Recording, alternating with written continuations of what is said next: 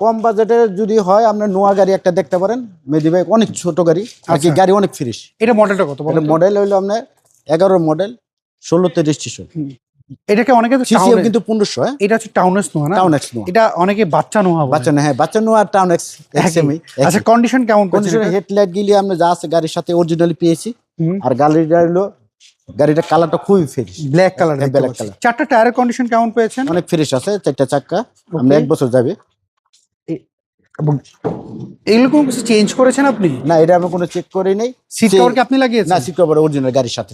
আচ্ছা, গাড়ির সাথেই পেয়েছেন আপনি। ডাক্তারের লোকও দেখতে পাচ্ছেন। হ্যাঁ, ডাক্তারের গাড়ি, ডাক্তারের গাড়ি ইউজ করছে। ওকে, এই পাশে একটু দেখি। এলপিজি করা আছে, এলপিজি কনভার্ট করা আছে না? টাউন এক্স নোয়া, এটা হচ্ছে 90 সিলিন্ডার করা, 90 সিলিন্ডার রয়েছে। ওকে, আমরা এই পাশটা দেখলাম। সো বলবো এটা পেপারস আপটু কেমন পেয়েছেন বলেন তো? 26-27 আছে। 26-27 পেপারস আপটু, smart স্মার্ট কার্ডও পেয়েছেন। জি।